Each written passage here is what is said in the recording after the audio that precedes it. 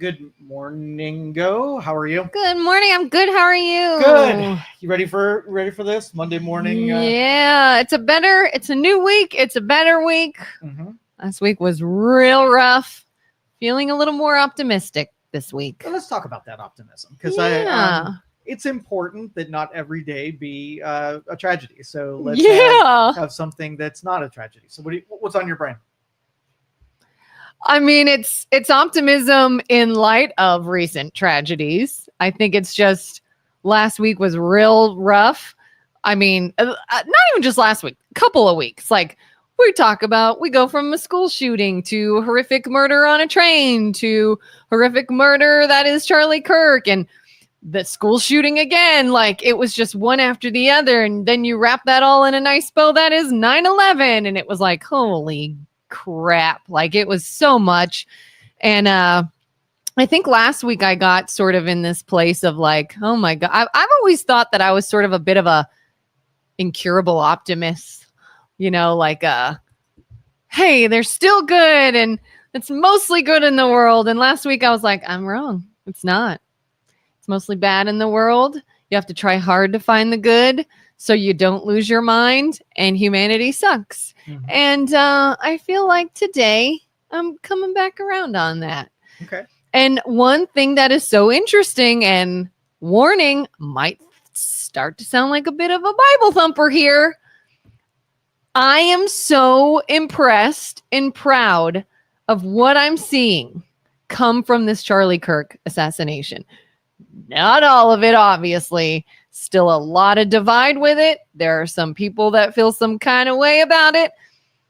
But the overall response from those that are not celebrating it,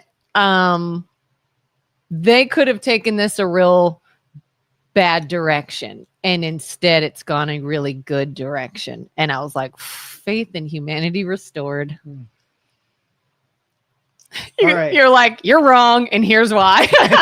No. I mean, and that is sort of like the acknowledgement of what human beings really are. And in the information age where we get. So if you think this is unique to the era that we're in, and this hasn't always existed, only that we were in a delusional state where we weren't exposed to it on the regular, humanity is not geared to handle this much negative. Yeah. So you can say like, okay, well, let's just say America had a nice, couple years worth of not much happening. It was kind of boring. Other parts of the world did. There was genocide and slaughter everywhere. There was war everywhere. So it's always happened. But what pierced the veil of that delusion is when you get exposure to it and like, oh, maybe this world a little bit, it has its thorns, right? Yeah. But we've always done a really good job about refuge from that exposure because it's not healthy. I mean, what's going to point out is that constantly having something thrown in your face will jade you, faster than anything else. You will lose faith in human beings and the institutions and whatever. So what I noticed happening, and I pay attention to the analytics, is what is the refuge that people go to, right? And whether or not it's sports or family or movies and music or getting into the great outdoors, we've always had that respite that we would just go to where we want to forget all of those other things. Not saying that they don't exist, but we don't need another dosage of them, right? Yeah. And so I was desperately trying to find refuge this weekend because I was just sick of it. I have whiplash from so much that's happening. And, I chose family number one. I think that was a great way of escaping.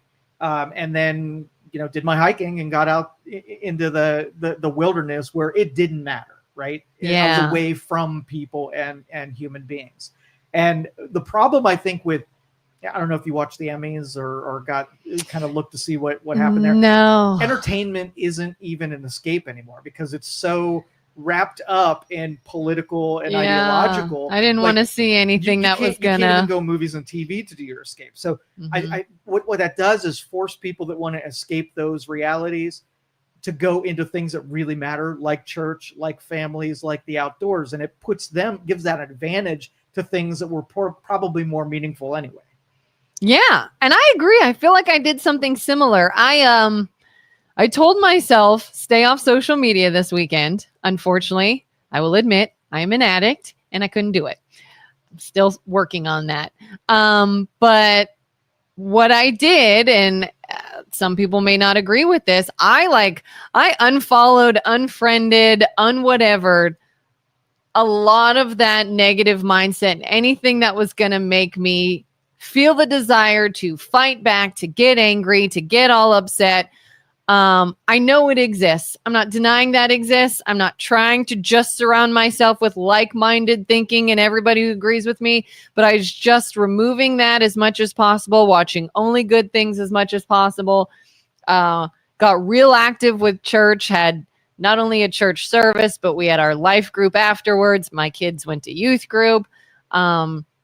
I talked to a friend that is not a church-going kind of person, and he was like, what time? What's the address? I'll be there next weekend. And I was like, that's awesome. Like, was church packed, by the way? A lot of people I've heard said that. I would say ours was still okay. Well, unfortunately, we have a lot of families that are involved in sports right now, and it's Sundays they have that. But the people who could be there were. Mm-hmm. And I've had other people say, I have to work today, but I will be there next Sunday kind of thing. And our pastors addressed it, and I really appreciated that.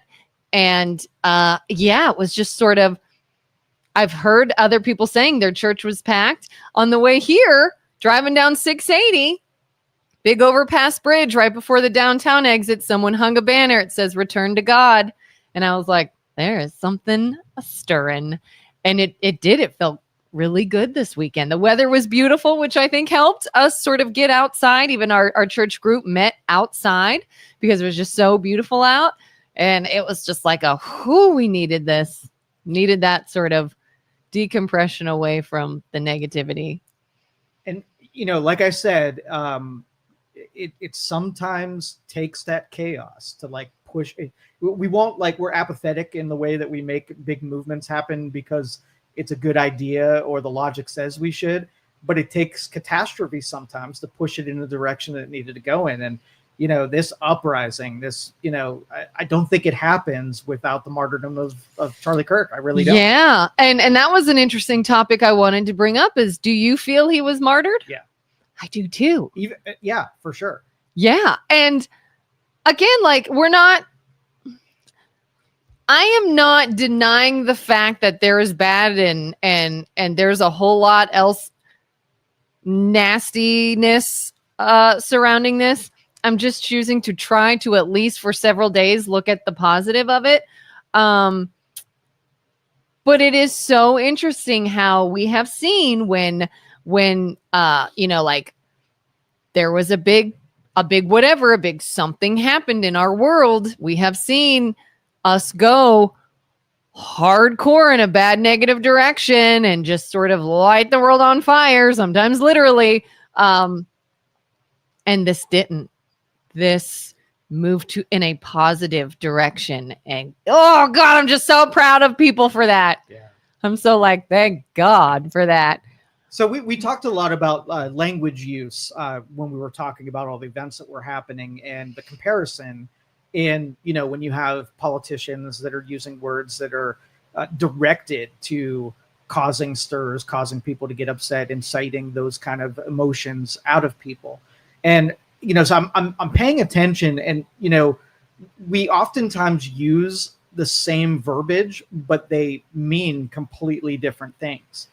And, part of my stupid people rant is that, you have a lot of people that have low IQ that don't really even know what they're saying, but they want to be relevant and they want to join the conversation. So then that words start coming out of their mouth that they've heard from other people and they don't know the gravity and the weight of those words. And so we heard a lot of politicians say we got to lower the temperature, change the language, and then who's coming off their perch and who's going to be the first to not ratchet up and use those language. One example, let's talk about this real quick. So when the word usage of Nazi and fascist and all of those really incendiary words, do you think there is a counter where when conservatives say things like communists and Marxists, those two things are related and of equal weight. Do I think that? Yeah. They can be. Okay. I think, depending on how you're using it, they can be. Okay, so if I say something like, I don't agree with Bernie Sanders because he believes in communism, okay, is that incendiary? I don't think that's... I guess explain further. Is it like, I don't feel some kind of way. I don't feel like you're like name calling, saying something that isn't true. Yeah. So, and if somebody says, I don't like Trump because he is a fascist, okay, is that incendiary? Explain incendiary. So it's okay. It's going to cause whoever disagrees with you to become enraged as you did a name call, right? Yeah. Yes, it can be. Okay. So let me make the distinction between the two. Okay. Okay. So both of them sort of have the license to have some kind of conversation about it. Yeah. So if I say that, if somebody challenged me on and say, well, Bernie Sanders. So if I say that Bernie Sanders, I disagree with him because he believes in communism and pushes communism, right? I'm not using as a pejorative. Right. I'm disagreeing with an ideological factor of what he himself will say that he believes in. If I say that I don't like Trump because he's a fascist, that was not an open-ended, I want to have a conversation. I didn't say, here's about what Trump that makes him a fascist and that he himself will say he's a fascist. One was meant to be an insult, just like saying he's a jerk, right? Mm-hmm. One was, hey, I like debate about it. I like capitalism. You like communism. I think you're wrong and here's why. And you think I'm wrong and here's why. One leads to more talk. One is just meant to make an insult for someone to enrage you and to make you upset. Yeah, absolutely. And I mean, we saw that a lot, I think, over the last several days with Charlie Kirk. Charlie Kirk is this. Charlie Kirk is that. Charlie Kirk is blah. And every statement can be equally met with, here's video evidence to the contrary. So now what? Oh, well, he's this. Here's a direct quote from him that says he's not. So now what? And they're just like, oh, well, here's another thing. Yeah, that was taken out of context. Here's the actual quote. So now what? And no, like they don't want to even consider they could be wrong. It's just you're this, he's this, he's this. But the reality is we are surrounded by those low IQ people who make these indirect jumps in logic that when you challenge it, they don't come to an epiphany where they were wrong. They are just low IQ people that will continue to participate, continue to incite, and will never be convinced on the contrary. Mm-hmm. So it's almost like we've given voices to the imbeciles, and there's no way to get them back out of the conversation and convince them that they were wrong. So really, it's almost like the AI debate. You're going to have a lot of people that are displaced by AI. And what do you do with them? And the answer is you don't. They are just going to be equally as, now they have nothing to do. So when we have this database of 50,000 people that celebrated on Charlie Kirk's deaths, right? So then we send their screenshots to their employers and get them fired. I was going to ask you about that. Now we have an imbecile, right, who's now unemployed. Now what do we do with the unemployed imbecile? Are we going to say like, okay, well, they're going to cause less devastation because now they have no livelihood. Now they're more desperate. And more desperate. So you don't think that problem is worth tackling before you unleash 50,000 people on the street, now have even more animosity towards the other side? That seems like a problem for tomorrow. Yeah, it does. And I have some mixed feelings about that. I got to say, when I started seeing that happening, I didn't hate it. And part of me was like, wait a minute. We're preaching this whole freedom of speech, freedom to have an opinion, freedom to share it. We didn't think Charlie deserved what he got for sharing his. But at the same time, I love this idea of like, you're so concerned about consequences for what you say. He lost his life for what he said. You lost your job. Like, it's a lesson for you. We're not killing you. We're not hurting you. We're showing you your, like, a taste of your own medicine, basically. You think that is just vengeance. And if you, and yes, I know it's emotionalized that you can justify it because it just happened, but you fast forward 3 weeks from now when the emotions have come down and it's still vengeance based on anger. It is. Right. And so what would the Bible tell you to do with vengeance? So it wasn't a calculated movement where we were trying to do some kind of good. Is I want to get vengeance in the moment now because I'm very upset. And I created a consequence that we're going to have to pay in the future by unleashing 50,000 imbeciles into the streets that now even are worse off than they were before. Not a great calculated, logical step. Do you think it will be difficult for them to find a job if an employer, if you're a business owner, someone comes to you and says, I need a job. If you're like, well, why did you leave your last job? I was fired. Why? I posted something hurtful about Charlie Kirk online. Do you feel any kind of way towards them? I would not enter into a transaction with someone that is demonic in that way. No way. I wouldn't. You think it'll be difficult for them to, if they are honest about why they lost their job? They're demons. Demons. They're demons. Attributes of demons are honesty is not on that list. Yeah, they'll probably say, "Oh, it was time to leave," or we didn't share the same views, or blah blah. I quit, or something. Yeah, I don't think anyone will be honest about that. Yeah. I saw a video this morning, and there's lots of them. But one thing that I'm concerned for is not only do you have the idiots themselves, but the idiots they're breeding. Like, there was one video, a woman was recording her 2 young daughters. And she's like, guys, guess what just happened? And she's all excited. And they said, Trump died. And they got excited. She's like, no, but still good. What else? And they're like, Vice President died. And they get all excited. And she's like, no, still just as good, though. And I'm like, holy crap. And they're like, we don't know what. And she's like, my best friend got engaged. Taylor Swift is getting married. I'm so excited. And I just went, those poor little girls.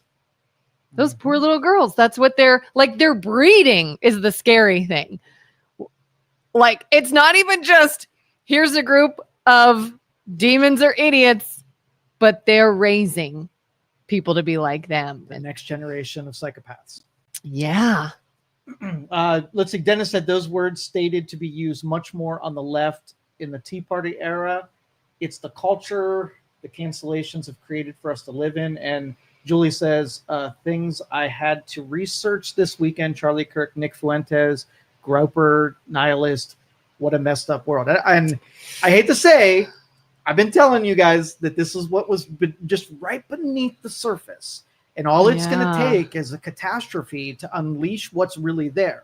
So reasonable people need to stand their ground on what is good beliefs and, principles and morals and ethics. And no matter if your tribe is misbehaving or not, you need to, when it's in its smallest form, the demonstration of bad behavior needs to be squashed by reasonable people first, right? Yeah. If you tolerate it, if your guys act badly, right, and you're just like, well, it's my team, so I'm willing to tolerate it, then all it does is escalate. It enables that stuff to be, more tolerated in broader culture, and then you have everybody behaving bad. So what should happen to young girls who think it's okay for someone to be murdered because they're different, or they have differing beliefs, right? Society should say, the parents are awful, the culture is awful, the schools are awful. Everybody who is allowing this stuff to happen is awful, and that's terrible behavior. How do you feel? I saw a post online that said, it's no longer cancel culture, it's consequence culture. How do you feel about that? I mean, like, if you look at calling someone's employer and getting them fired for posting something you disagree with as a consequence, but also as vengeance, What do you do? How do you stop? I'm a bigger believer in not these small doses where we justify what should have been an always principle as an act of vengeance. So it's sort of like when you question your motives on something. Did you give the charity because for the tax break, or did you give the charity because you're doing some philanthropic work, right? Well, you have to test yourself in why you did it. Like, let's just say this didn't happen. Would you go out in the street and be equally as motivated to do that principle if it wasn't being fueled by some kind of negative or positive thing?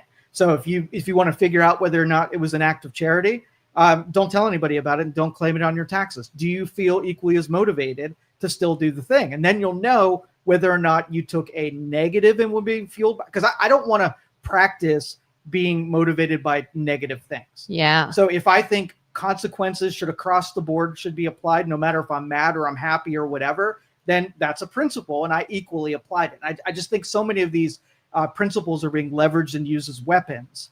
And after the emotions have subsided, that people aren't going to be like, oh, let's stay in consequences mode. You're just doing it as a weapon at that point. I am so interested too in seeing if this is also going to open people's eyes to this idea of like the internet controlling narratives. And what I mean by that is, like, Julie says she had to Google Charlie Kirk, didn't know who he was.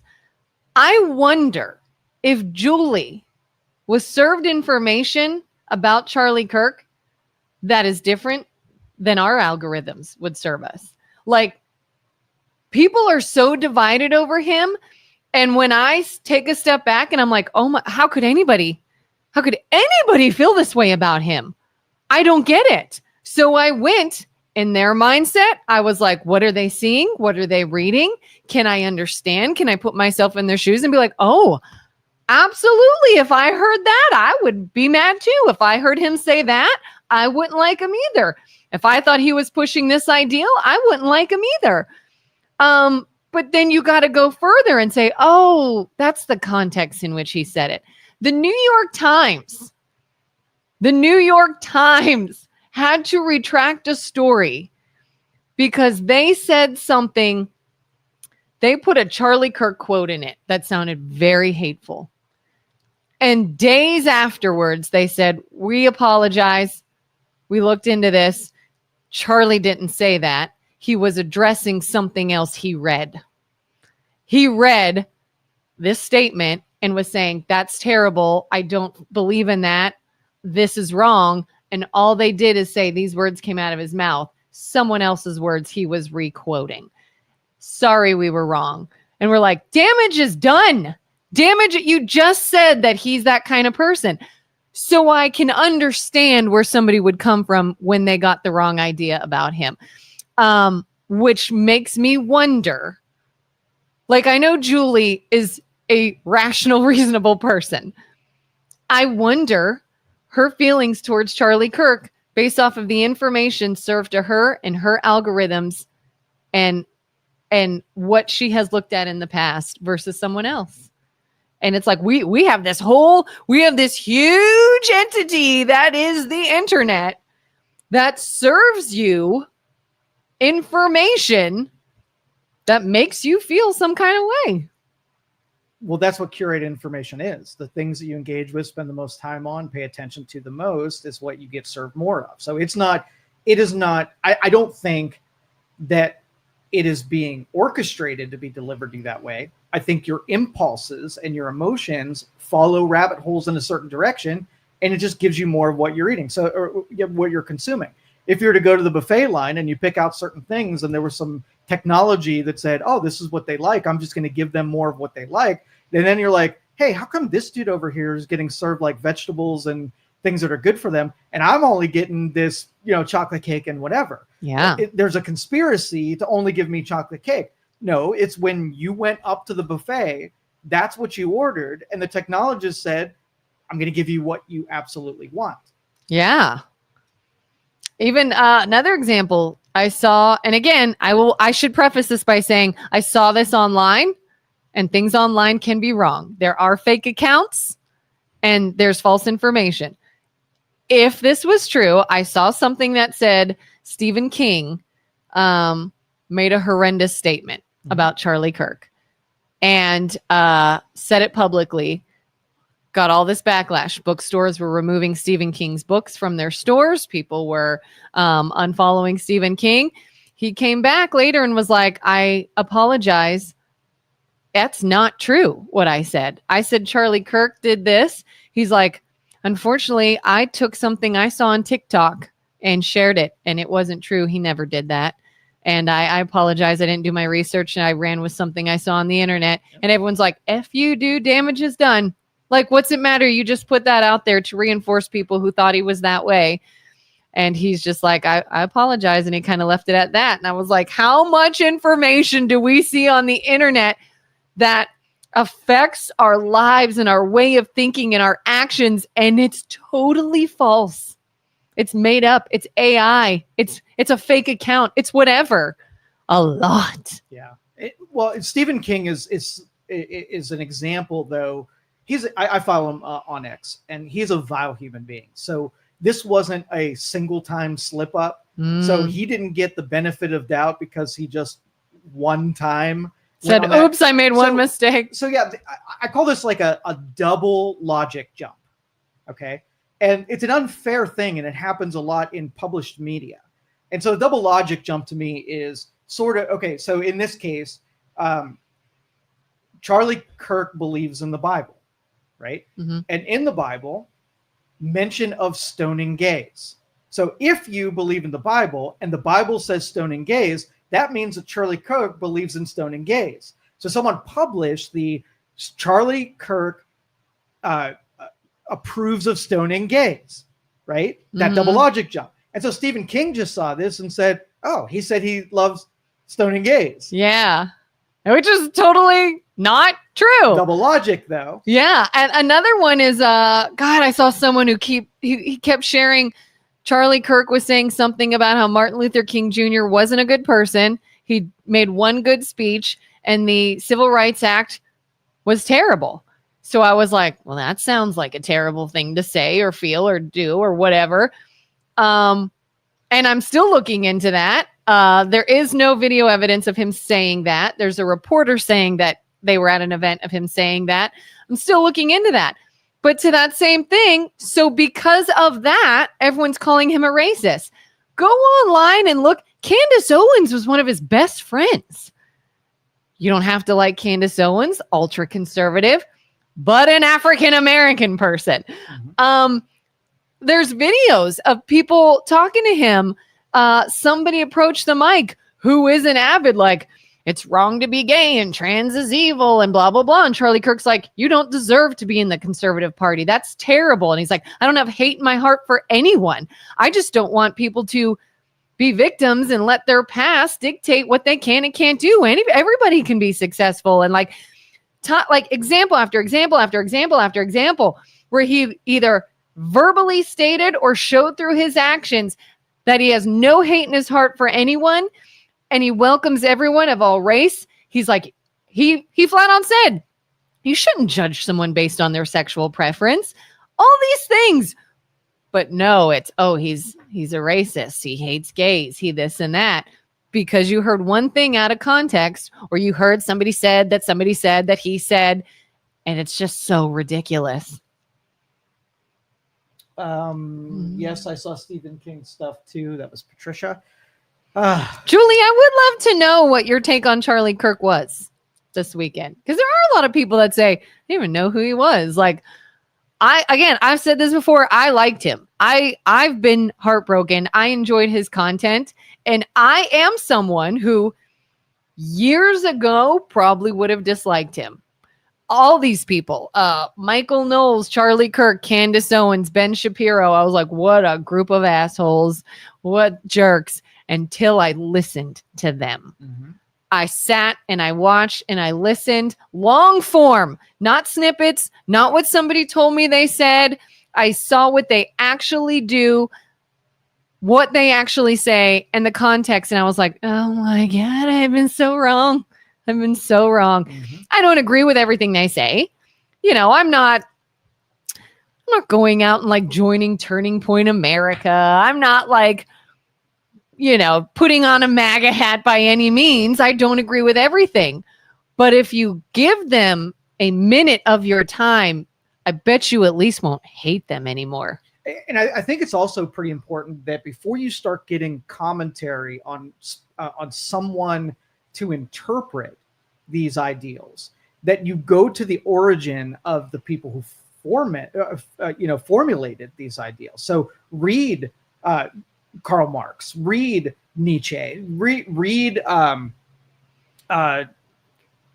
what other philosophical books are out. Go back to the origins to find out like what these beliefs really are. When I say Marxist behavior or Stalin or Lenin, these people who did great tragedy to the world by what their beliefs were, find out why I dislike those ideologies so much by reading the people who authored them in the first place. Yeah. I would say people need to read books more than they actually do. I think a lot of what people understand about the origins of these are coming through the mouths of other people. And you have to have a lot of trust in getting the interpretations of those people rather than just going back to the original texts of these people. Yeah. I feel like, whether it's reading a book, whether it's watching a podcast, whether it's talking to a trusted friend of yours, I don't know if you remember way back in the beginning of the election year, I talked to you because I was like, hey, I think you have a different viewpoint than me. I value your opinion. You're a smart guy. Tell me why you think the way you do. Like, it could just be as simple as that. You see people that are good friends or family fighting over something. And it's like, why don't you actually listen? This is somebody you valued until you found out they like somebody you don't even know. You don't even know this person. And your opinion of them outweighs the person you do know. Listen to them. See why they feel that way. Consider it. And nobody's willing to actually say, I might be wrong. I might be the one in the wrong here.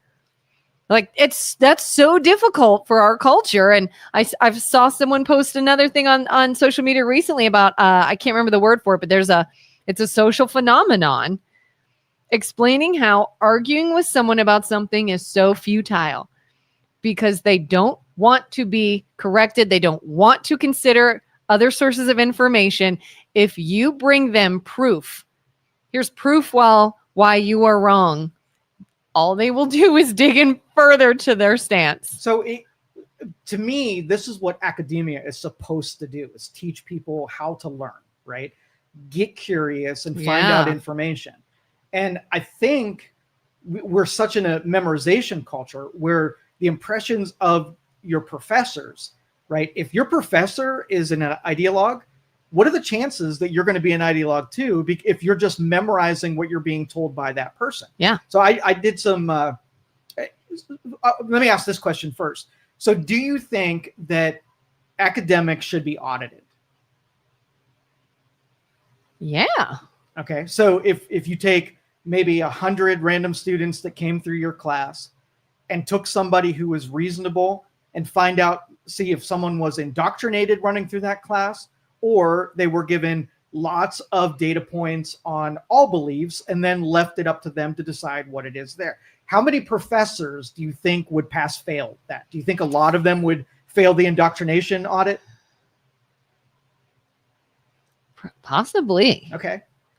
Yeah. It's been quite some time since I was in college, but I wouldn't be surprised if a lot failed. So I think you'd be pleasantly surprised. I did some polling over the weekend, and those who went through college, got either doctorates, went really far. I said, how many of your professors disagreed with you politically? And did you feel like if you would have shown your true beliefs in that class, that you would have probably failed? So you took your personal beliefs way down and went through the class to get the grade, having heard everything the professor was trying to push into you. And really, everybody that I talked to only had like one or two really ideologically captured professors that they had to do that. So of the, maybe 50 professors, most of them were neutral to only a little bit captured. There weren't really far left professors that they had any experience. And this was at YSU. So I think YSU does a pretty good job at keeping in sort of like a. Yeah, I'm literally like running through my head all my professors, and I'm like, I can't think of one that I personally had that was not sort of open-minded, neutral, open-ended questions. So I was very lucky, I guess. I can't think of any that were very biased to anything. But my son is in a college English class, so the professors from YSU are doing a writing class. And so I was super interested in when they're presenting these, and these were all opinion pieces. And amazingly, they took two alternative views and butted them up against one another, right? And so it wasn't just a one persuasion and that was the dominating one. It was here's two people who disagree. Look at how they present their ideas and arguments and compare and contrast those two things.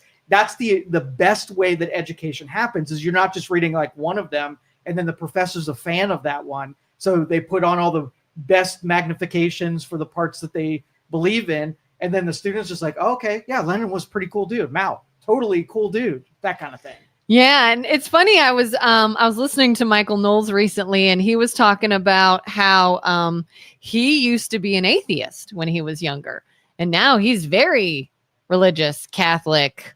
And during his story, he talked about how he went to a Christian university or class or something at his university.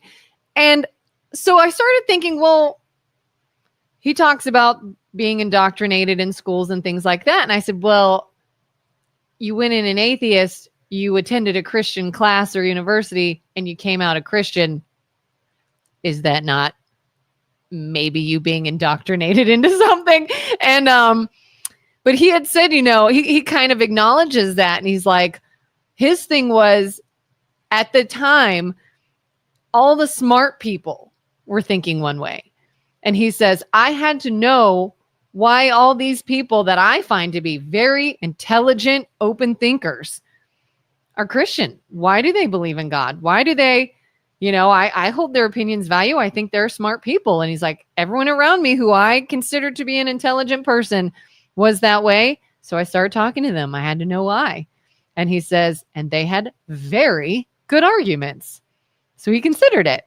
And I was like, all right, I can see that. So what do you think? Why do you think highly educated people have a foundation in some kind of faith-based deal rather than mortal whatever? Yeah. Why do I think? Yeah, why do you think that it's not all of them. There are a lot of highly educated people that are atheists, but it's interesting. I think anybody that is highly educated, highly motivated by curiosity, tend to go that route of there must have been a creator because of all the things that are still so inexplicable. Like, have you heard of what's it called? Is it fine-tuning theory? I just had a conversation about this weekend. Yeah. Like, you could probably explain it better than me, but how everything in our universe is like so fine-tuned. Somebody said it is like hitting a bullseye with an arrow that is like light years away or something.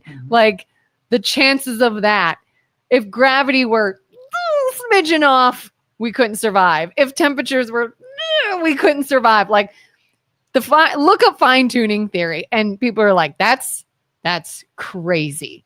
All kinds of different things that are inexplicable. Like, but a captured part of our civilization has already decided what they want the answer to be. So they're not open to the fact that, like when you have a faith-based, it's an acknowledgement that you're not the smartest person on the planet, right? Your brain is not geared to even handle what it is. So there must be something bigger than you, right? And that is the origin of faith, is sort of like giving up the ego that somehow you are the center of the universe and there's something way bigger than you. Yeah. And getting into that, you don't know what it is, and you probably never will, but you can theorize that, or the fact is that there's got to be something bigger than you that did more than you're capable of doing. And Like I know someone who's an atheist and they're constantly saying, well, I believe in science and things that don't make sense probably aren't true. And science can explain everything. And you have to be able to test and have, all these different things. And I'm like, do you though? Why does science have to explain everything? And why can you not still use science to determine there are things you can't explain?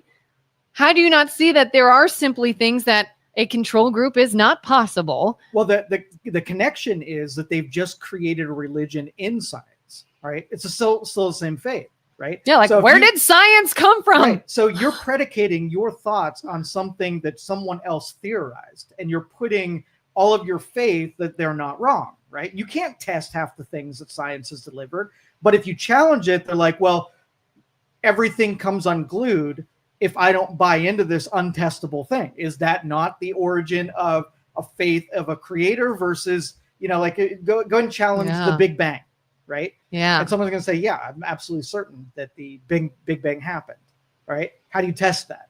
Oh, you can't test that. You've got to trust the science. Is that not giving in to something that is not scientific? Yeah. I heard one guy online, I can't think of his name. I think multiple people have said this actually, maybe Lee Strobel or somebody else said it, but they're like, I don't have enough faith to be an atheist. It's harder to fight atheism than the fact that there could be a creator. Right. Because there are so many variables. There are so many things that we can't test. We'll never be able to. And again, this is scripture. It's more faith-based. But when you read those scriptures that are like, I'm going to butcher this, but I think you know what I'm talking about. Like, I am not of your ways. I don't do or think the way you do. Like when people say, well, there can't be an omnipresent creator who knows everything and is everywhere. Why? Because you don't understand how that works? Like, because we're on our own basis of time. We've talked about before how in the Bible, how is someone 400 and something years old?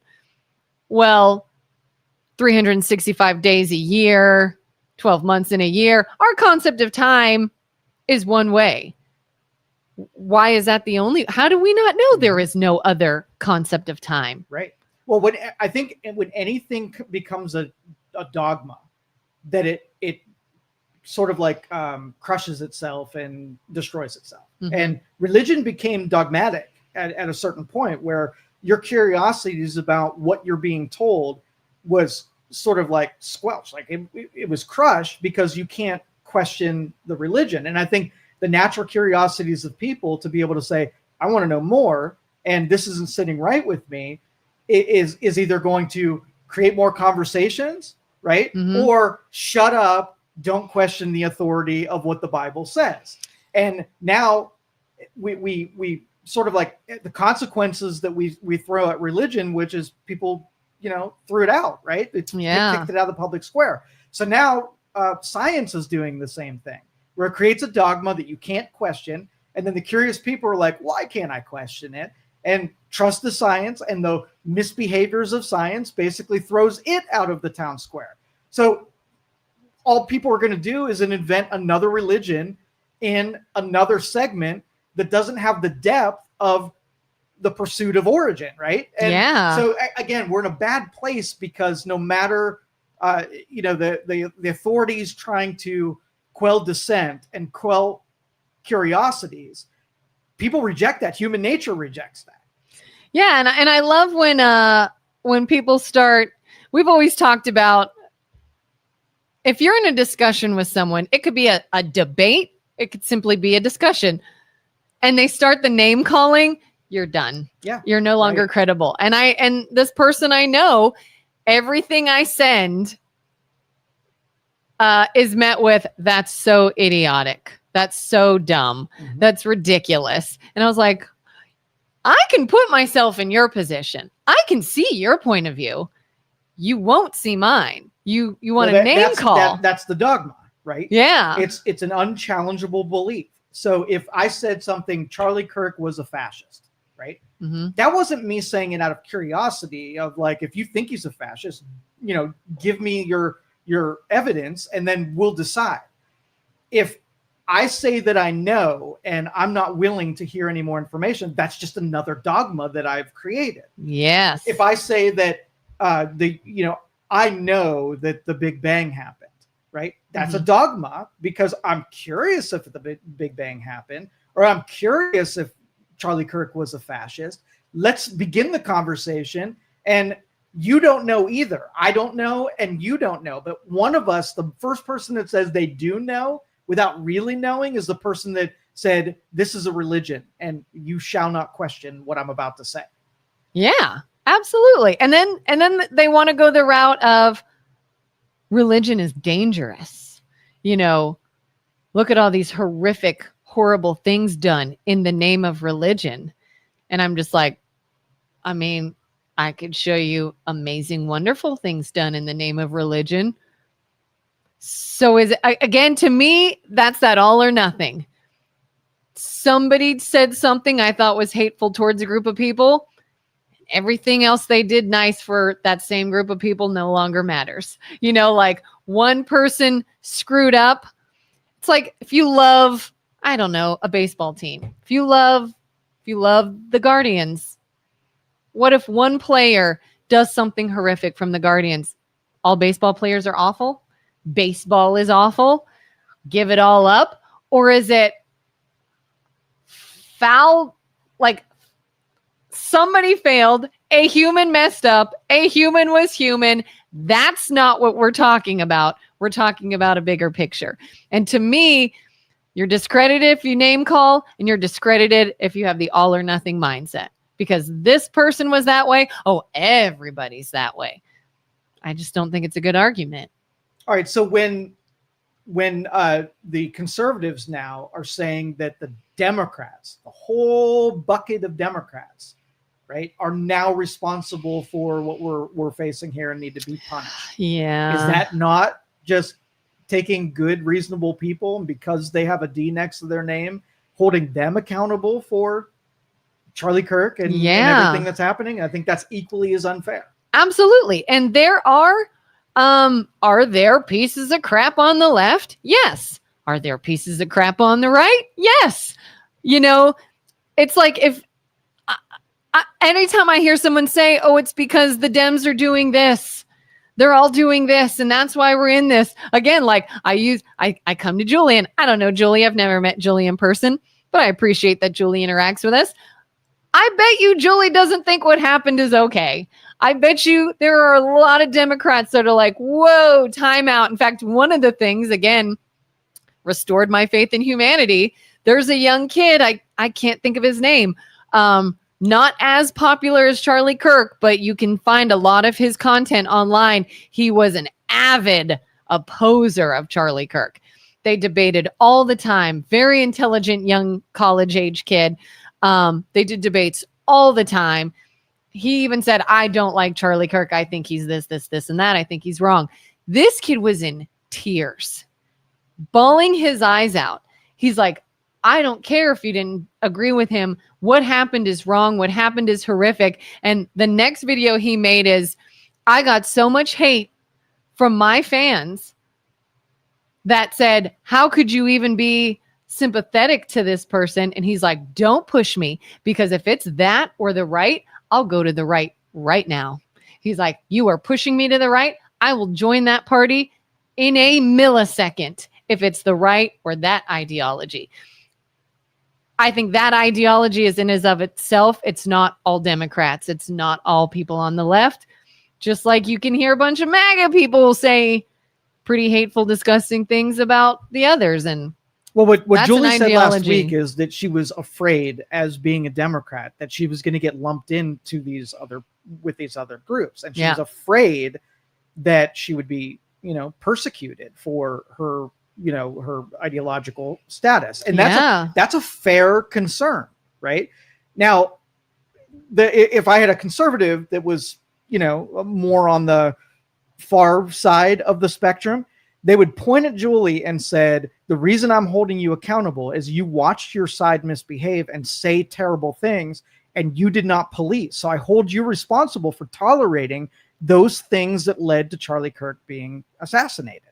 And so, okay, well, I guess that's a fair thing to say when you have vengeance in your heart and you're angry that something bad happened. And I honestly think that Julie would feel the same if someone that she respected got, hurt because of something that the far right had said, and everybody just sat around and tolerated. So the expectation is that if you're in that group, you have to admonish those people and not tolerate it, show your reasonable nature, and don't say Trump is a fascist. Now it's your responsibility as the Julies of the world to say, no, tone it down. He's not a fascist. You're only saying that because you're angry at something. Let's get more to a reasonable thing where we have dialogue that doesn't include pejoratives that are meant to make people angry, period. Yeah. And that's why I got so mad at the media when I first heard the news, because the people that came back and said, oh my gosh, this is not okay, and this is not how we solve our problems. I'm like, shall I pull up your last several headlines? Shall I pull up the last few news stories you did that you egged this narrative on? You were a part of it. You never tried to quell it. You never tried to say, hey guys, let's watch how we're stating things. Let's watch the word usage. Let's remain respectful. No. You equally pushed people into this and then said, oh my gosh, violence is not the answer. I can't believe this would happen. Really? Even if we agreed right now that what caused all of this is the uptick in temperature of the words that we use, the politicians who everybody's paying attention to, they can't not use their whole base requires them that they be bulldogs in this area. So like Jasmine Crockett and Ilhan Omar, they double down on all of their rhetoric and speech. So they're not afraid to incite things even further. So that's my big fear, is that either you stop using it and contribute to letting, this subside, or you ratchet it up and become a bigger chance of civil war than we even had before. And I don't think they can even do it if they wanted to. I don't think they want to, but I don't think they could even if they wanted to. Yeah, no, I think it's big business. Even the internet, there are people making money off of sowing a divide. Yeah. Dean Withers. Thank you, Julie. Dean Withers, I think, is the young kid that said this. Very bright young man. I have not heard anyone in my circle or any Dem of consequence feel good about the assassination. Yeah. Non-twisted, sick in the head people don't feel good about it. Yeah. Twisted, sick in the head people feel good about it. And here's another thought I had over the weekend. We're talking a lot more lately about this idea of mental health, seeking mental health treatment. People that clearly are displaying characteristics of someone that may have something going on in their brain. I kept going back to this. If you are okay with what happened, if you saw somebody get brutally murdered in a graphic, horrific way on the internet, and you were okay with it, and I'm not saying this from you're a bad person, you're disgusting. There's people like that. I'm saying, please get checked. That's not normal. It's one. Well, what's not normal about it? I think we've become so desensitized and so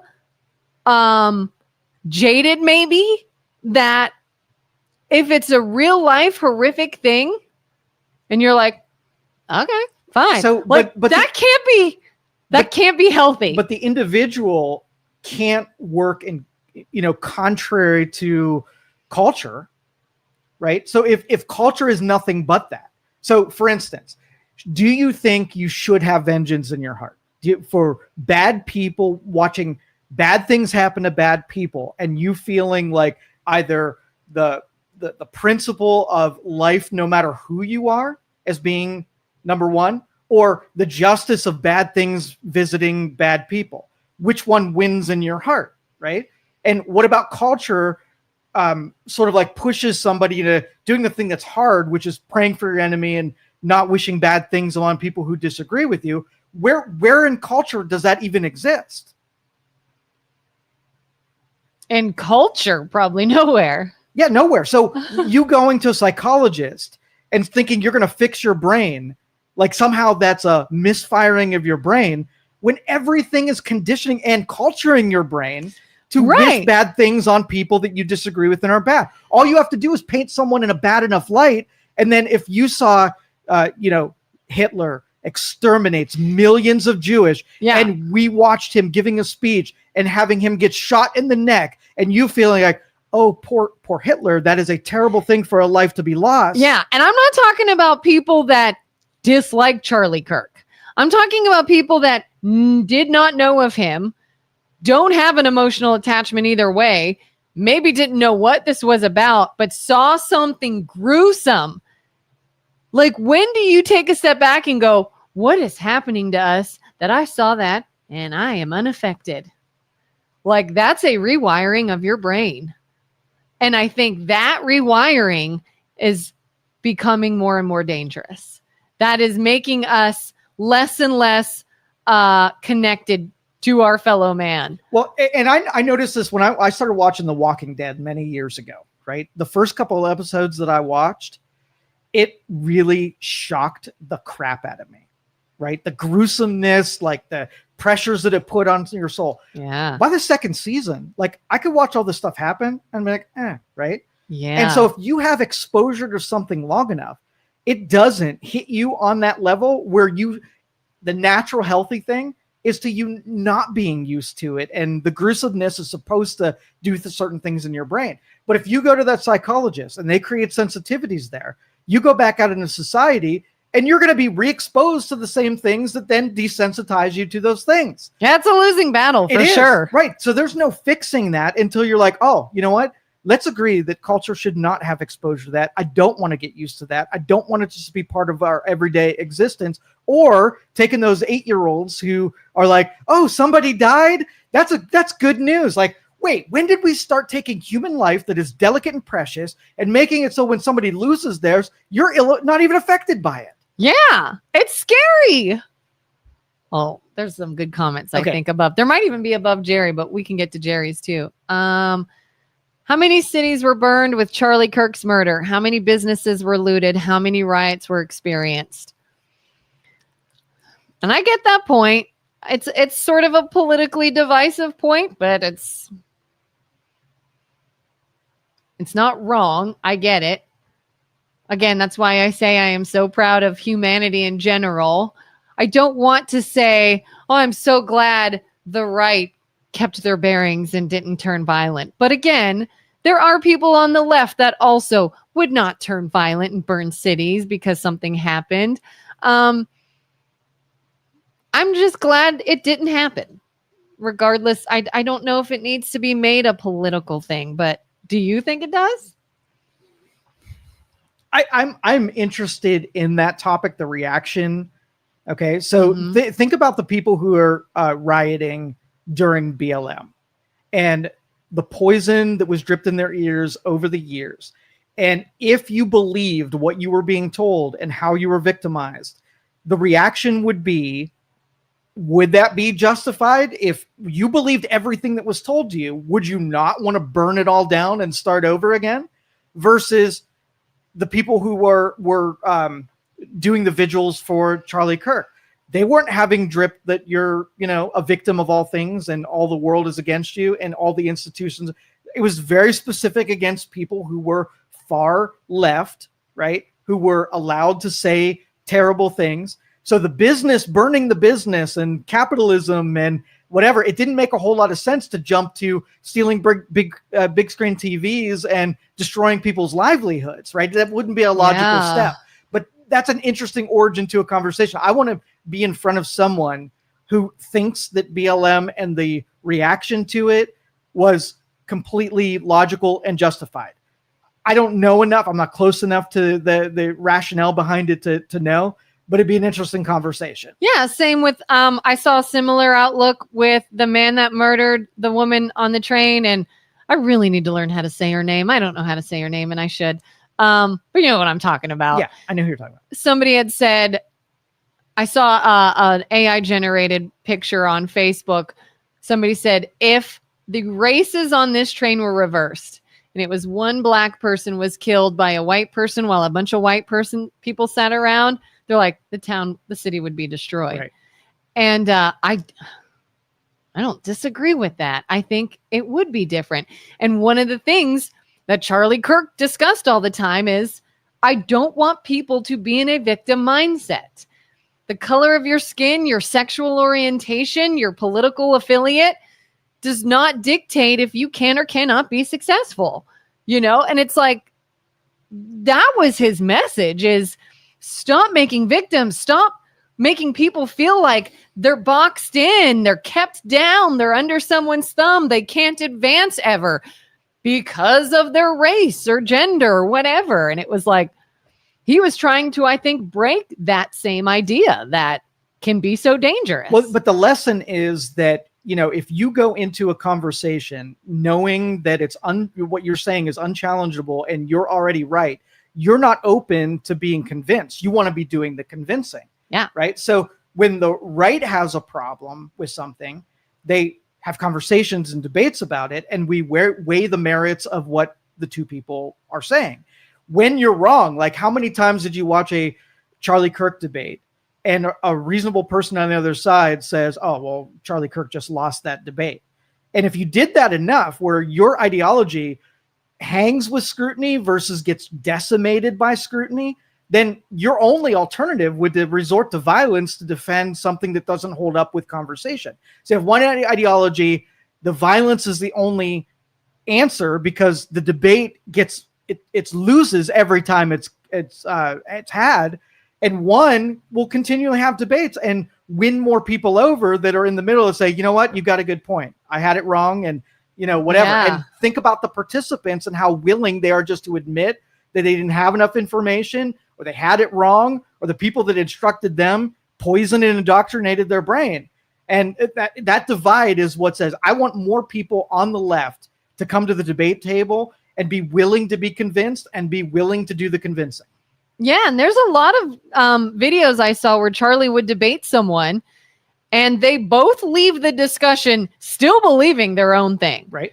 But it sort of ended because one person's like, look, I just don't feel that way. This is the way I feel. And he said, well, I clearly can't change your mind, and I understand where you're coming from. And they said, good talk. Thank you so much. Have a good day. Like, we don't hate each other. We're not angry that it didn't escalate to violence, but it was, you're still going to feel the way you feel. I'm still going to feel the way I feel, but at least we understand one another and we can respect each other's opinion. It would be a good demonstration if Bernie Sanders was across from me and I was taking everything that I believed with capitalism and he believed everything that he believes about socialism. We'd never agree. I'm not going to bring him over and say, hey, you know what? I read all the Federalist Papers. I read where people who experience different over the timeline experience different things. I think personal property rights are the foundation. Capitalism is the foundation. You don't agree with that, and it's been tried in other parts. I think yours has short-term gain and long-term losses. Mine has short-term losses and long-term gains. And we would end that with saying, okay, well, two philosophies worth trialing out. We can compare the evidence down the road and we can agree to disagree. Because neither of us, because they are principally different philosophies, we are never going to come to terms because we just have faith in our version of that. And I think what you need to have that is two people with decent arguments and decent evidence to support it, and they're willing to share. If you come at me with something that's not a decent argument, not decent evidence, probably name calling, probably show up heated in the moment instead of remaining calm, not listening to what I'm saying, cutting me off, I went, we're in this right here. This is a waste of our time. Jerry says, why all of a sudden does everyone use the words fascist, woke, gaslighting, etc.? The common people that now there are no true hard copy news prevalent and radio talk has been now limited, has caused many people to turn off politics and being away of day-to-day news, being informing to them due to the lack of understandable information. They are also now no longer attentive to things to do. Social media now taking everything over. I think it was the governor of Utah said social media is a cancer. I totally agree with that. Do you? Mm-hmm. Yep. I'm starting to see that more and more as well. That's why I said I was going to try to avoid it this weekend.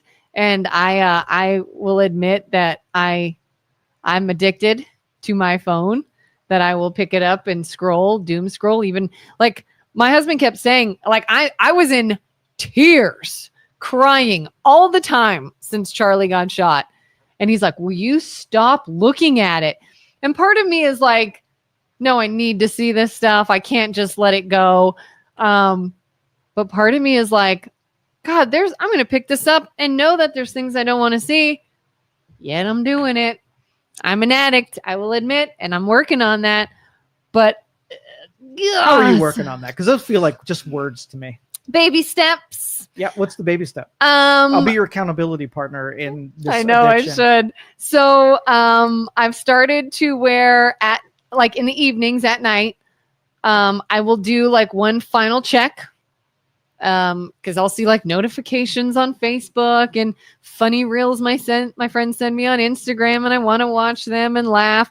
And I will do one final check. I'll check email, and I put it in my bedroom, and I go downstairs, and I say, "We're now done. We're done for the night. I'm not touching this like an hour or whatever it is before bed," and I will try to stick to that. That's one little baby step. What's another little baby step?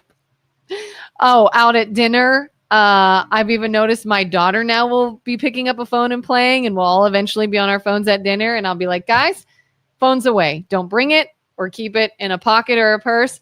We are going to go out to dinner and not look at a phone. I try to do that when we go out to dinner, like just these little instances here and there where it's like, I'm going to look at this one thing and I'm going to put it away, or I'm going to take this 1 hour and not look at it and put it away. And baby steps. Don't believe you. I'm trying. Okay. All right. That's what all addicts say. I know. Carter says nobody should be fooled. Kirk was murdered because he supported Trump and the people who identify as MAGA supporters. Oh, he supported okay. I read that differently in my brain. Maybe. Brian says, amen, Khalees. That might have meant to be Kelin. So thanks, Brian. And Matthew, bring back MySpace. Oh, MySpace. Was MySpace better, you think, than Facebook? No, it was just, okay. So think of old social media was not engineered to be addictive. All right. Big companies like X and whatever, they are trained to make you keep going forever. All right. And if they can even tell you that, hey, what we're going to do is we're going to come in the restaurant and we're going to give you highly addictive sugar. So you'll do this, and we're going to give you this drink so that it connects with this. And we're going to try to keep you here as long as possible. And you're going to, as soon as you know what I'm going to deliver to you and why I'm delivering it to you, it was basically your drug dealer that was extracting the most amount of money out of you so that you'll eat the most. You might get sick and die, but I don't care. As long as I keep you sitting at the buffet, eating as much as possible, that's all I need from you. And then you just wander through it, do everything that they ask instead of saying, time out. I know why you're giving me this, right? You're giving me exactly what I want. So in order for me not to get on the addiction train, I got to do things different than what I want and keep my own impulses under control. It's a practiced behavior. You want to hear a real dumb reason too? I think I find it hard to give it up. And I know you're going to say this is an excuse. It is an excuse. How would you say it even after you've... I'm admitting this is dumb. Yes. But it does cross my mind.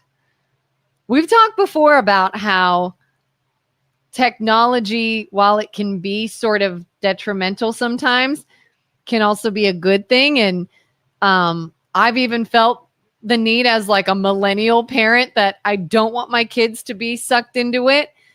However, they are in a time that it is prevalent. And we've had this idea of, are you sort of crippling them if you don't allow them to stay on the same playing field, so to speak, as everybody else?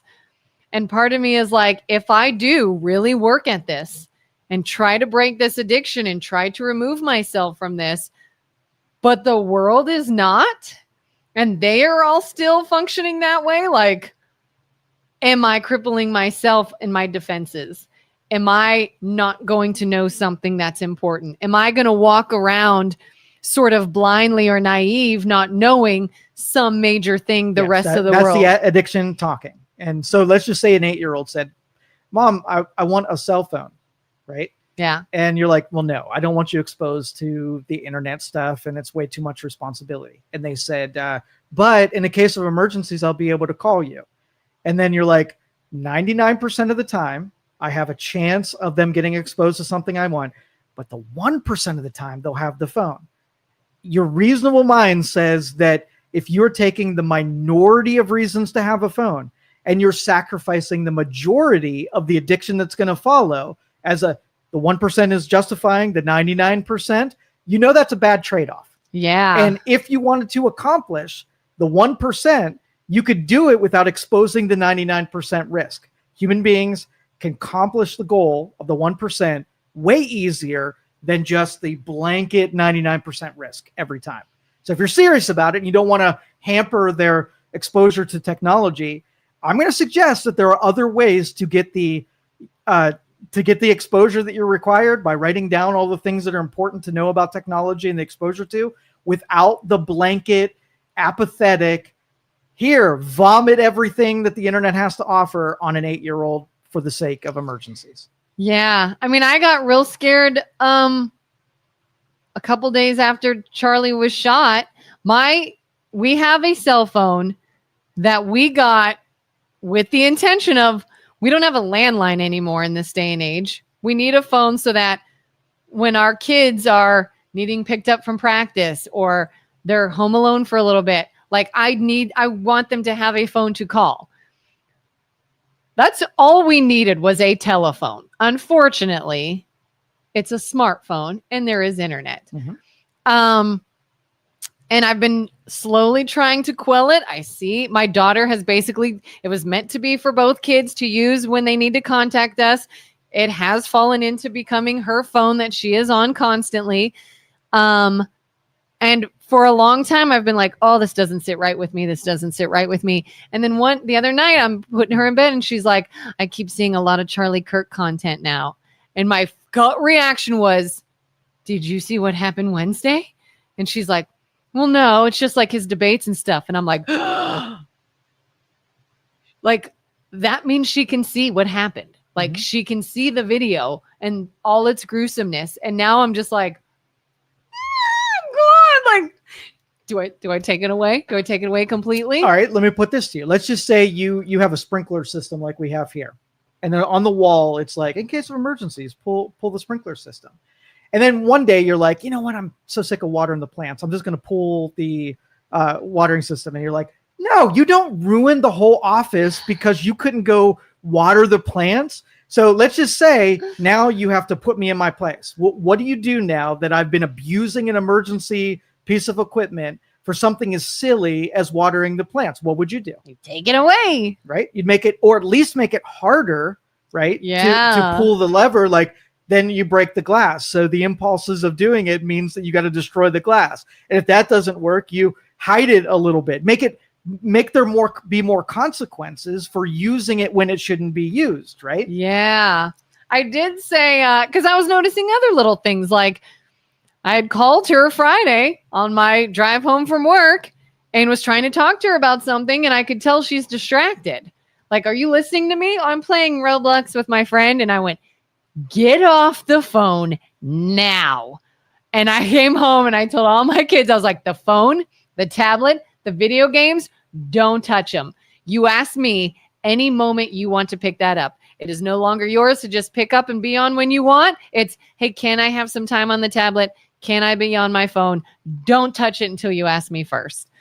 And we're on like maybe day 3 now of this, where it's not yours to just be on whenever you want. You ask for permission. And I'll say, yes, you can go play a game for 1 hour. Yes, you can call your friends for a little bit. And you know what happened? My husband and I, it was like Friday night maybe. I'm sitting there and we're watching something on TV and I'm hearing this commotion of the kids getting loud, getting rowdy, ramping up, laughing about something. And my thing is like, they're on that phone again. She's talking to her friends. He's on his Roblox game. And I was like, guys, what are you doing? We're playing Legos. It's just my son and daughter playing Legos, having a good time without technology. And I went, as you were.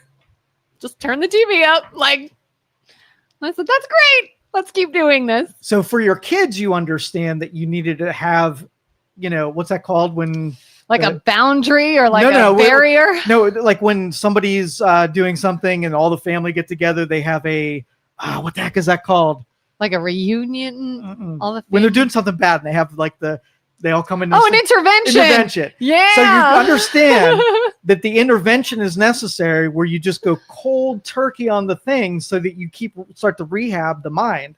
But with the real addict in this conversation, you're like, no, let's do this with baby step attrition. So your kids are like heroin addicts, right? And they're like, no, mom, I'm going to baby step this thing. I'm going to stop doing heroin at 6 o'clock.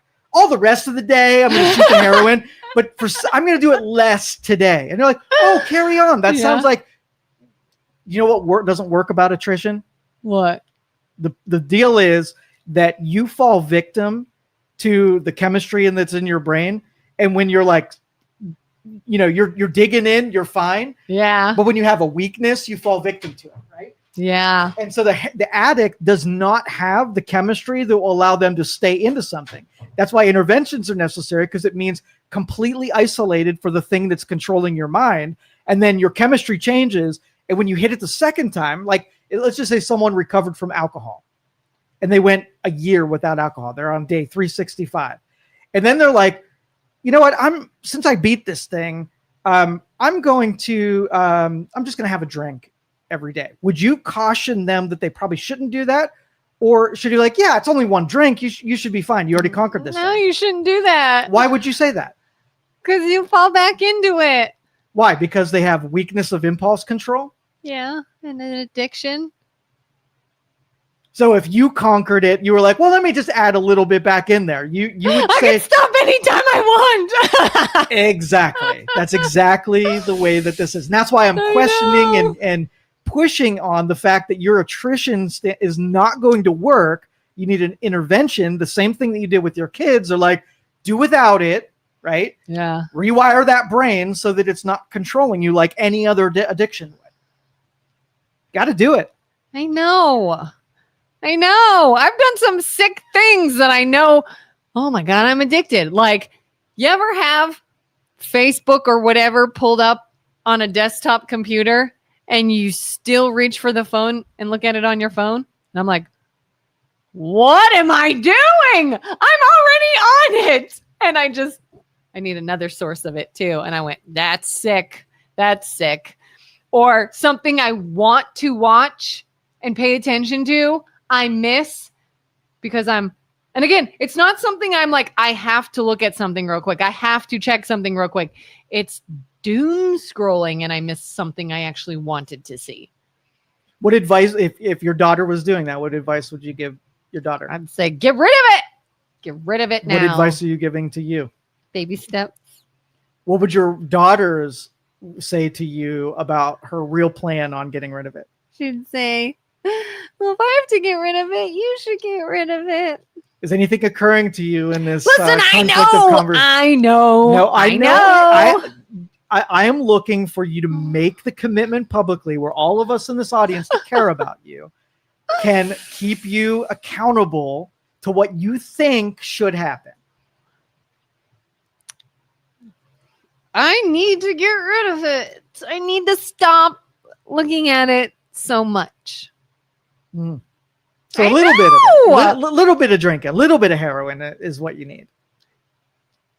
I can stop anytime I want. I'll tell you when I've had enough. All those sayings. People are upset we're not acknowledging Isaac. Sorry, Isaac. Isaac the mailman. Oh.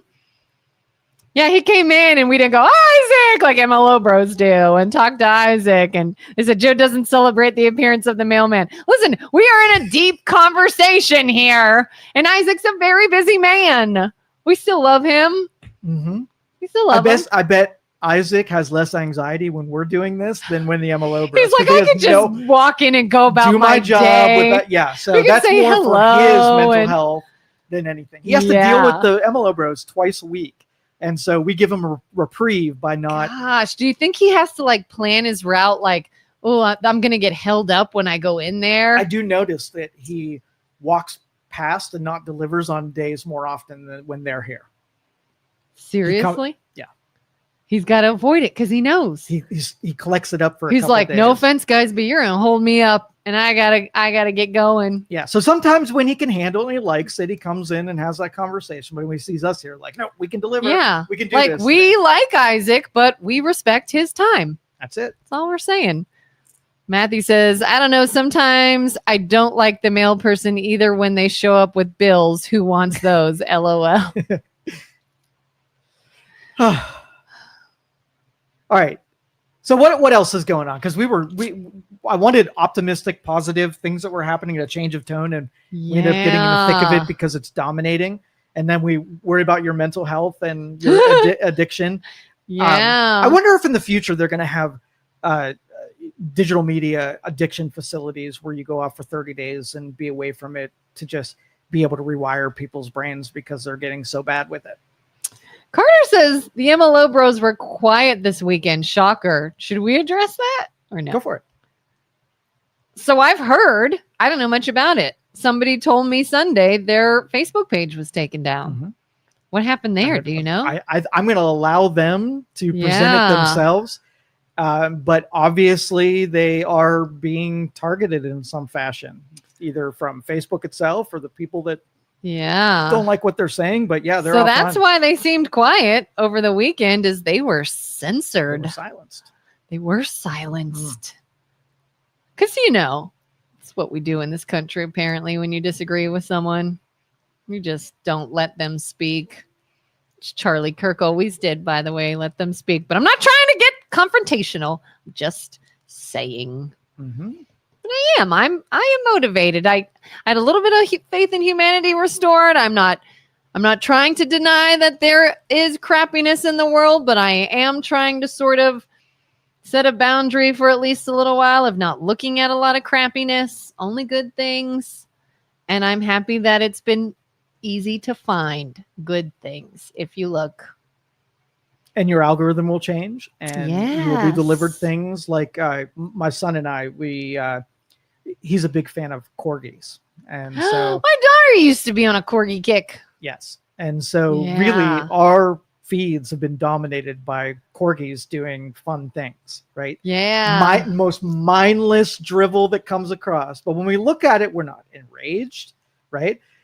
There hasn't been a time I looked at a corgi and been mad. It's always followed by happiness. How could you be mad at a corgi? So corgis have dominated my feed. Their butts go like this when they walk. And this weekend we were at a wood carving festival, and we met a corgi in person, and it was the highlight of our day, having met a corgi in person. You live, I don't want to tell people where you live, but you live in an area that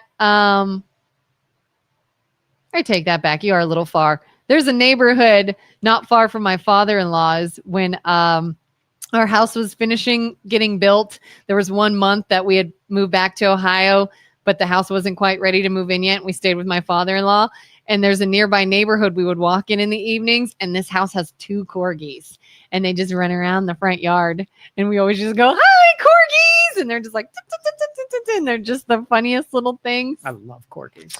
I looked at sometimes, like if you're on Instagram or something, speaking of social media addiction, you can kind of look and see what your typical videos are. Or, I mean, really, you can even tell if you're on Facebook, like what reels are now being served to you. And so it's interesting for me to take a step back and go, what am I taking in on a regular basis? And when it's not anything political or, news, there's a lot of like home decor. I love like cozy home decor videos of like really pretty staged rooms or fall decor, makeup and makeup tutorials, comedians. Is there any favorite comedians you like? I like Matt Rife, Nate. Nate Bargatze. I was just gonna say he's one of my favorites. Nate Yeah. Bargatze. Mm-hmm. Big fan of comedy. Yeah. Have you seen, I can't think of his name. You guys might know his name. I feel like he's kind of recently gotten bigger, but he's a comedian and he has a stutter and he talks like this. Like he's really well known for talking like this. Do you know who I'm talking about? Apparently, I just recently saw a video. He explained why he does that. He says when he was 12 years old, he was playing baseball and he got hit in the throat by the ball, which made him fall and hit his head. So vocal cord trauma and a severe concussion. And he's had a stutter ever since. And he does a lot of therapy. It's a lot better. I think he was on America's Got Talent, I think is where he came into the scene. And it was real bad. And now he can talk without hearing it so much. Oh, I got to find his name because he's really funny too. He had some good stuff. And he posted something too about in light of the whole Charlie Kirk thing. And he was talking about how, we see the worst of people. He was doing a show recently and a guy in the audience had a heart attack. And he talked about how everybody in that room took turns doing chest compressions and CPR on him until paramedics can get there. And they saved his life. Mm-hmm. And he was like that one night, we were just humans again, helping another human being that we didn't even know. And he says the whole room, like people would just go for a little bit and someone else would go for a little bit while they waited. And I was like, oh, faith and humanity restored. You know what else I noticed? What?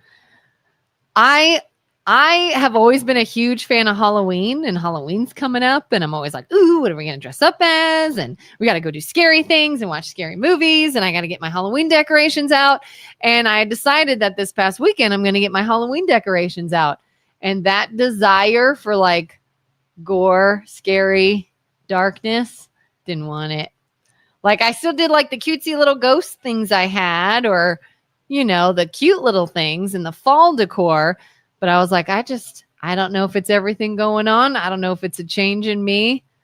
I'm like, I don't want the gruesome evilness around me. Just don't. Have you felt any change in that? Oh yeah. I was talking to someone who's super religious, and that person used to dabble a little bit in stuff that was like that. And they were like, hey, you know what? We're going to take this serious and we're going to get that gruesome culture out of at least our household. And so we're just going to go happy, fun fall festival. We're not going to celebrate the demonic nature of desensitizing us to things that should offend us. And we're just going out. And everybody in that group was like, wow, you're taking a little bit too serious. And it's almost like the good-natured person who was doing it for all the right reason was almost mocked by everybody who was dabbling and said, oh, that's no big deal. But I think they're more right than I was, that human beings can tolerate it. We can get little exposures to being someone hatcheted to death and, murders happening as part of the celebration of a fall deal. And I'm thinking maybe we're the ones that took it too far in the direction of desensitizing our children to what they're used to seeing. Yeah, because I used to be I was one of those people. I grew up. I probably started watching horror films at a too young of age. I mean, I remember I was probably my daughter's age when I would go to sleepovers and we'd watch scary movies all the time, and I was always into that. As I got older, we would play with Ouija boards and all that stuff, and I was always of this mindset of like, it's just a game. It's just a movie. I don't believe in that kind of stuff. Like, and let me guess, I can quit anytime I want. I can quit anytime I want. It's not serious. And yeah, it was almost the older I got, the more it affected me. Like you'd think as a kid, you'd be like scared out of your mind. And I was, and I'd make my friend go to the bathroom with me, or I have to shut my closet door. But I can't look at stuff like that like I used to, and it makes me feel worse than it used to. And like I still, I'll be honest, I still to this day don't believe in Ouija boards. I don't think they're real, but I don't know. It's probably something I still just don't mess with anymore. Why risk it? With all the bad in this world, why risk it? And yeah, even my son was looking around our house and he's like, we need more Halloween decorations. And I was like, no, we really don't. I don't need that in here. And it does feel lighter. You know, when my husband and I were talking about, because I still dress up for Halloween. I always have, and I love it. And I used to tell him about this like real kind of, I wanted to be like a real kind of scary thing this year. And I was like, I want like white out contacts, and I want to get like fangs fitted to my teeth, and like I'm going to be like creepy as hell. And we're Wesley and Buttercup from The Princess Bride. We just got our costumes. Like, do you see things shifting to more conservative, traditional? Yes. Yes. It is. Yeah. And I'm like, what's happening? And the only thing that's happening is you see that you do feel better. You do have less stress and anxiety. You do have less darkness for, I don't mean to sound new agey, but it's true.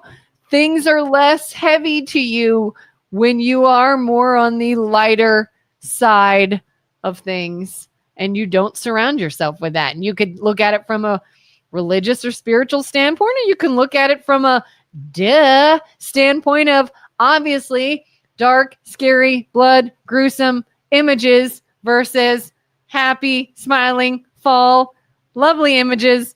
They're going to affect you differently. It just does.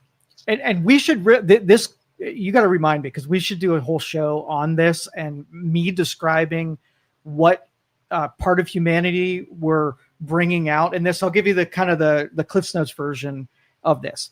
So we have a rebellious, curious nature to human beings, right? Mm-hmm. And it's almost like when somebody goes out for a jog, they're creating a friction that brings an endurance in a different department, right? If you do it mindlessly, where you're doing a thing that creates a friction in your brain with your physical body without an upside, and all you're doing is delivering damage to who it is that you are. So a scary movie. So the rebellious spirit wants to be afraid of something. That's what we're addicted to, because we get all these chemicals in our body that mask pain and give us a heightened sense of awareness, and brings out different parts of our personality, where when you live in a really safe area, then flirting with danger is exciting. Yeah, right? it's a thrill. It is absolutely a thrill. So when you go there, you make a list of like, okay, if I'm going to go to a dangerous area that's somewhat dangerous but safe enough for to get something out of it, what's the upside of that? What do I get from that? Well, having if I can go in the basement, right? Have suggestions that there's all this evil and demons lurking everywhere. And then I go in the basement, I can develop courage doing something that is scary to me, doing it anyway, and building up my confidence in what I'm willing to do in the face of danger. Well, that would be an upside of facing down dangers. But if you do it mindlessly, then you're breaking your brain, because you're not developing an endurance in any deal. And all you're doing is making yourself desensitized to a fear. And now you've created a delusion in a certain area that almost suppresses what the flirtation would have done. And now it's just doing psychological damage. So you've taken out the upside, and it's all downside. That's the mindlessness and the flirting with those dangers. Yeah. Like the whole, I've made myself scared of having my closet door open at night. Right. And I still struggle with that. I think it's getting better. And don't you think that flirting with those things created fears in other departments, because you're not becoming more courageous as you flirt with fear? You're not like rehearsing an event that if you never thought about it, you would be more prepared for, as you rehearse for a fire in your house by knowing which windows you'll go out and what to grab before you go out. It actually diminishes the fear of that event happening, because you used it in a productive, pragmatic sense. Yeah. But if you just sit around thinking about fires in your houses and you don't do anything, you had all the anxieties that deal with something you don't want to happen, and none of the preparatory things that build up courage or preparedness that should go along with it. That's what I'm saying, like the mindlessness where there's no reason for it other than the dosage of chemicals that you get. You get addicted to the chemicals of peril, right? Yeah. And everything that comes along with it. We're doing real damage to our brains. Yeah, like I would find that watching the scary movie or playing the scary game, very thrilling in it. But then it's weeks and weeks of, oh, now I can't walk past this closet. Now I can't I have nightmares. Now I'm like it'll bleed into other things where I'm like, okay, no, I don't want this right now. I don't want to have the scariness right now. The danger is because we're talking about sort of the insensitivity then to the stimulus, right? Well, the dosage of chemicals that you get out of it causes the Britney Spears effect. So the first time that you have a little bit of THC exposure rocks your world, right? And the pursuit of drug use, the reason that one drug leads into the other is you're chasing that first high and you'll never get that first high back again. So you have to ramp up the exposure to that chemical, giving higher and higher dosage, even to get close to what the first time was like. So the first time that you see the skeleton and it rocks you and you get the chemical, it doesn't get you that, but you really like the dosage of chemical. So now you got to expose yourself to more gruesome things and more things that stimulate in a terrible way. By the time you compare the first day and the last day, you have gone from, sort of like, I don't know, naive to complete demonic, right? Yeah. Because of what your addiction to those chemicals did to you in your brain. We went to the Canfield Scaregrounds last Halloween, and I hadn't been there in years, but as a kid, we went like every year, me and my one friend and her family, and we would go, and it would just like scare the crap out of me. I'd be, like go like this the whole way through. And so now granted, being in my 40s versus being a kid, you expect to be a little braver. But I remember thinking like, this is it. This cannot be the same haunted house I was in as a kid. Like, what a waste of money. And I do wonder, was it an off night? Was it actually not that scary? Or was it you? Or is it me? Yeah. Is it like, no, not enough, not enough? So we sit around the campfire and we tell scary stories at night, right? Yeah. And there's this 8-year-old little girl that was sitting there listening to it. Now, this is a true story? True story. Okay. 8-year-old little girl. And we got to the story that was a little frightening and she started crying, right? Aww. But we're thinking like the story to us we didn't even get to the real scary parts, but this little girl, right? It was the scariest thing she's ever heard. And so the adults now have to say, is it us that are broken in the sheet? You'll grow up a little bit and it won't be scary, knowing that hers is the healthy brain, that there wasn't anything in her world that scared her to that point, and she reacted the way we naturally should towards danger. Yeah. And then so our recommendation is, don't worry, honey, your brain will break by the point that you'll create some insensitivities that won't even be scary sometimes in the future. That should be a break check into what we're conditioning our kids up to be. She's the smart one that said, I see where this is going. Yep. And I'm terrified of it. Yes. I know it's only getting worse. I know it's ramping up. I know this is getting bad. How beneficial would it be if we as adults could see one little sign of something and go, I know where this is going and I'm going to stop now? What if all the adults were like, hey, we got to create these sensitivities so we get to that same point in the story and I feel like I am too scared to continue with where this is going. But no, we're only going to act when it gets this bad. When this happens, we can stop anytime we want. Anytime we want, we can stop. Anytime we want to. I'll tell you when I've had enough. All right, what catch us up on? Brian says, there's a lot more. Tracy says we will be able to watch their show on Youngstown Studios page. Please keep us updated for MLO Bros. Yeah, you guys can always watch it through Youngstown Studios page.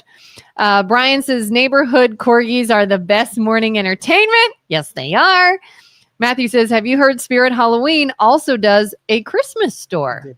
Didn't realize that. We don't have that around here, though, do we? We have Spirit, but... Well, we do have a lot of Christmas places because the traditionalists in our area really dig Christmas stuff. So we got a bunch of pop-ups, Here's an interesting experience I had last Christmas season. Again, I've always been pretty optimistic. I love Christmas. I love the lights and the music and the coziness of it all. And I've always thought it was just a very sort of pleasant, pretty time of year. You also hear very often that it can be a very depressing time of year for people, depending on what's going on in their lives. And I can't even put my finger on what it was. But all of a sudden last year, I started to really get that. Like, we went to a Christmas party at a restaurant in town, and it was fun, friends and hanging out and eating. And I went to go to the bathroom, and just being in the bathroom, like straightening my hair, lipstick, whatever, a Christmas song was playing. And I instantly, for like a few moments, almost had this wave of like depression or sadness. Mm-hmm. And I was like, I'm not sad about anything, but I just like in that moment felt like, oh my God, this merriment, these songs are depression inducing for people. Yeah. And like just bits and pieces of it throughout where I would hear like Christmas music playing and go, oh, stress, sadness. Oh yeah. Like again, it was so interesting that I have an idea, but I can't fully put my finger on why it induced that in that moment or any of the other moments.